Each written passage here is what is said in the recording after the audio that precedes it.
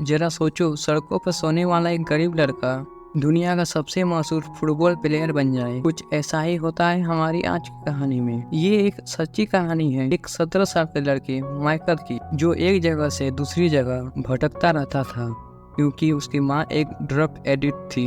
अब कुछ समय से वह अपने दोस्त स्टीवन के घर पर था। स्टीवन के पिता टोनी स्टीवन और माइकल को एक खास स्कूल में भेजना चाहते थे, लेकिन स्कूल में एडमिशन करवाना बहुत मुश्किल था। इसलिए टोनी ने कोच कोटन से बात की और उसे बताया कि स्टीवन और माइकल दोनों बहुत अच्छे खिलाड़ी हैं। आखिरकार कोच कोटन ने कहा कि स्टीवन और माइकल के एडमिशन के लिए प्रिंसिपल और टीचर्स से बात करेगा। आखिरकार प्रिंसिपल राजी हो गया और दोनों बच्चों को स्कूल में एडमिशन मिल गया। स्कूल के शुरुआती दिनों में माइकल को वहां पढ़ाई करने में काफी मुश्किल हो रही थी।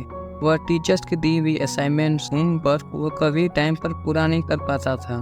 खैर, फिर रात को जब माइकल टोनी के घर पर था, टोनी और उसकी पत्नी के बीच लड़ाई झगड़े की आवाज सुनाई दी। टोनी की पत्नी माइकल के उनके घर पर रहने से नाखुश थी क्योंकि उसके मुताबिक माइकल उनके परिवार के लिए एक बोझ था। ये सुनते ही माइकल टोनी का घर छोड़कर निकल गया क्योंकि वह किसी पर बोझ नहीं बनना चाहता था। उसका कोई ठिकाना नहीं था, इसलिए वह दर दर भटकने लगा और स्टेडियम में लोगों के गिराए हुए पॉपकॉर्न्स खाकर अपना पेट भरने लगा। एक दिन माइकल पार्क में खेलते हुए बच्चों के पास गया, पर बच्चे उसके बड़ा शरीर देखते ही बच्चे डरकर भाग गए। लेकिन तभी एसजे नाम का एक बच्चा उसके पास आया और कहा कि भाई, हंसते हुए आया कर यहाँ पे तू, नहीं तो लोग तुझसे डर कर ऐसे ही भागेंगे। फिर एक रात एसजे अपने माँ बाप के साथ गाड़ी में जा रहा था कि अचानक उसने माइकल को अकेले बारिश में चलते देखा। एसजे की माँ एनी ने देखा माइकल के पास गर्म कपड़े भी नहीं थे और वह ठंड की वजह से कांप रहा था। अब वो खुद गाड़ी से निकलकर माइकल के पास गई और उससे बात की।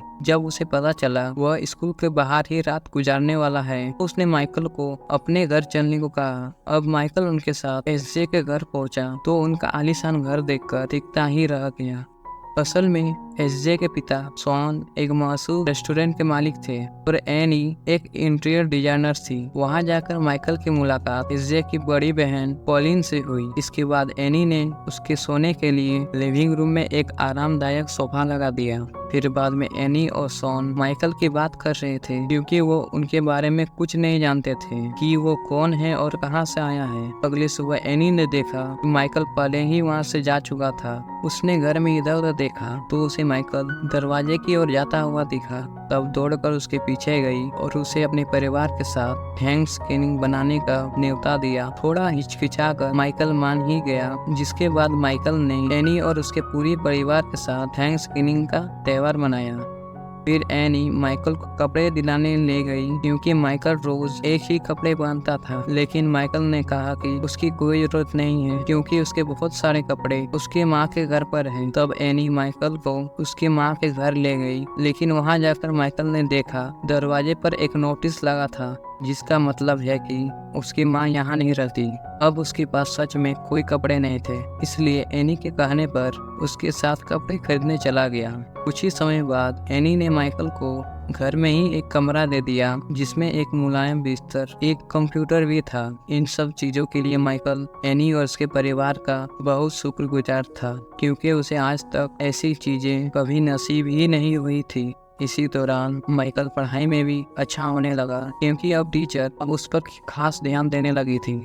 साथ ही शॉन ने माइकल की खेल कूद की काबिलियत को पहचाना और उसे स्कूल के फुटबॉल टीम में शामिल होने को कहा। जब उसे टीम में चुन लिया गया, इसकी खुशी में शॉन पूरे परिवार को बाहर डिनर पर ले गया। शॉन और उसका परिवार माइकल को बिल्कुल अपने दूसरे बेटे की तरह रखते थे। जब क्रिसमस कार्ड के लिए तस्वीरें खिंचवाई गई तो माइकल को भी अपने साथ शामिल किया। उस दिन से शॉन और एनी के रिश्तेदारों दोस्तों को भी पता चल गया अब माइकल भी उनका परिवार का हिस्सा है। जब एक दिन एनी अपने सहेलियों के साथ बाहर खाना खाने गई, उन्होंने उसे ताने मारते हुए कहा कि उसके बेटी कॉलिंग माइकल के घर पे होने से कितना असुरक्षित महसूस करती होगी। उनके मुताबिक माइकल जैसे बड़े और काले लड़के को घर में बिल्कुल नहीं रखना चाहिए, मगर अपने सहेलियों की छोटी सोच देखकर एनी निराश होकर वहाँ से लौट आई। उसने घर जाकर कॉलिन से पूछा क्या उसे माइकल के घर पे होने से कोई दिक्कत है। लेकिन कॉलिंस ने कहा कि नहीं मम्मी, ऐसा तो कुछ भी नहीं है, क्योंकि वो भी माइकल को अपने परिवार का हिस्सा ही मानती थी।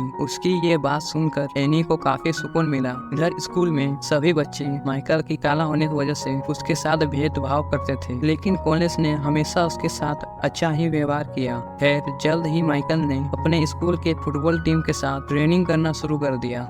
वह पहली बार फुटबॉल खेल रहा था, इसलिए उसे रूल्स का कुछ पता नहीं था। कोच बड़ी मुश्किल से उसे रूल्स समझाने की कोशिश की, मगर फिर भी माइकल अक्सर गलती करता रहता था। इसके बावजूद भी शॉन और एनी ने कोच कॉटन से बात करके कहा कि माइकल को अच्छे से ट्रेनिंग मिले, वह बहुत आगे तक जा सकता है। इधर माइकल भी पूरा जी जान लगाकर ट्रेनिंग कर रहा था, जिसमें एसजे उसका साथ देता। फिर कुछ समय बाद एनी ने शॉन से कहा कि वह माइकल को गोद लेना चाहती है। पहले तो शॉन इस बात से सहमत नहीं हुआ, क्योंकि उन्हें माइकल के अतीत के बारे में कुछ पता नहीं था, पर आखिरकार एनी ने उसे राजी कर ही लिया। जब एनी ने उसे गोद लेने का कागज भरे, उसे पता चला कि माइकल के पिता एक एक्सीडेंट में मारे गए और उसकी माँ ड्रग एडिक्ट है। माइकल की माँ जिंदा थी, इसलिए एनी ने माइकल को गोद लेने से पहले उसकी माँ से इजाजत लेने को पहुंची।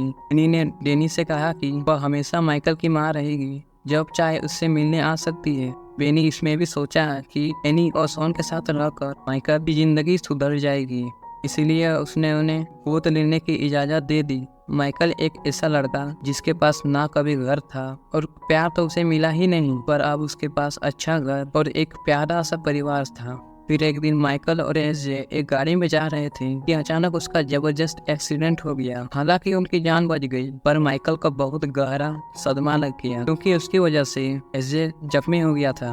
वह लगातार एनी से माफी मांग रहा था, मानो उसे डर हो कि ये सब उससे छीन तो नहीं जाएगा। जब एनी ने उसे शांत करके कहा कि ये एक्सीडेंट में उसकी कोई गलती नहीं थी, बल्कि तो उसने तेजी से गाड़ी मोड़कर एसजे की जान बचाई है। फिर कुछ दिन बाद फुटबॉल प्रैक्टिस के दौरान कोच कॉटन ने माइकल को फिर से डांटा, क्योंकि उसे रूल्स समझ ही नहीं आ रहे थे। माइकल पूरे जी जान से अपनी ताकत नहीं लगा रहा था, तो एनी ने उसके पास जाकर समझाया कि उसने अपने साथियों की वैसे ही सुरक्षा करनी है जैसे वो अपने परिवार की सुरक्षा करता है। साथ ही एनी ने उसे अलग तरीके से उसे रूल्स के बारे में भी समझाया। उसकी बात माइकल को समझ में आ गई, फिर वो रूल्स के मुताबिक खेलने लगा। तब से माइकल फुटबॉल का बहुत बढ़िया खिलाड़ी बन गया।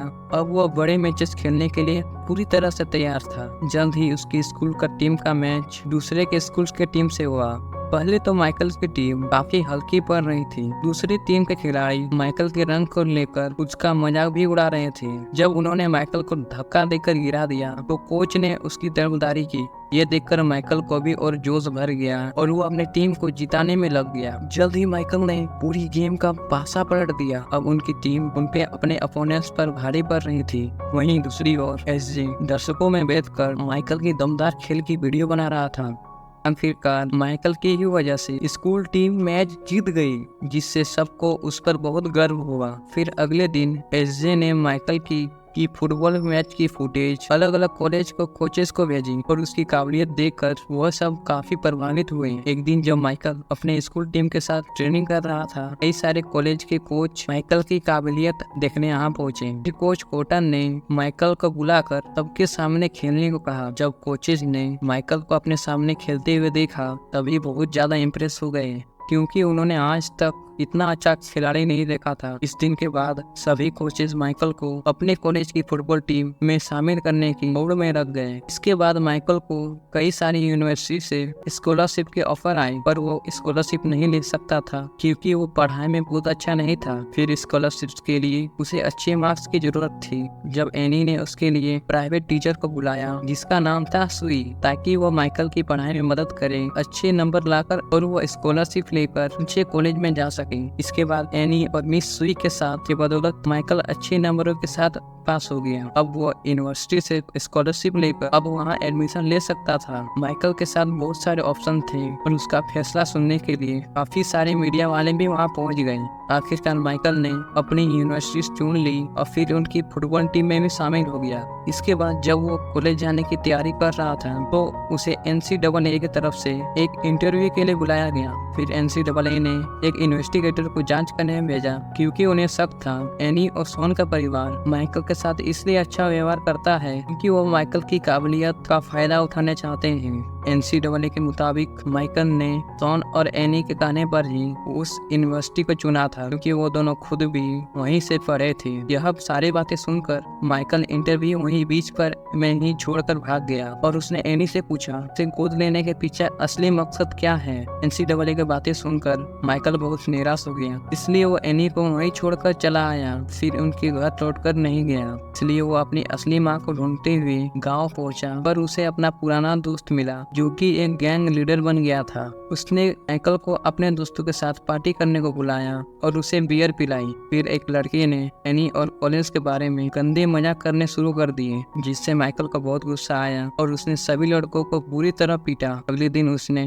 काफी सोच विचार के बाद एनी को फोन किया। तब एनी ने कहा कि उसने माइकल की मदद इसलिए की क्योंकि उसने लगा कि उसमें काबिलियत है और वो बहुत आगे जाएगा। अब एनी ने उसे समझाया कि उसका कभी भी फायदा नहीं उठाना चाहते थे, लेकिन उन्होंने उसे हमेशा आगे बढ़ने को कहा ताकि वो अपनी काबिलियत के हिसाब से बहुत आगे तक जाए। तो माइकल ने एनी को माँ करके पुकारा और उसे गलत समझने के लिए उससे माफी मांगी। बाद में उसने NCAA के इन्वेस्टिगेटर को बताया उसने यूनिवर्सिटी को इसलिए चुना है क्योंकि यहीं से उसके माँ बाप पड़े रहे हैं। आखिरकार कहानी के अंत में हमें असली माइकल और उसके परिवार की तस्वीर दिखाई जाती है। आगे चलकर माइकल अमेरिकन फुटबॉल का बहुत ही महान खिलाड़ी बन गया। तुम्हारा फेवरेट गेम कौन सा है? कमेंट्स में जरूर बताना।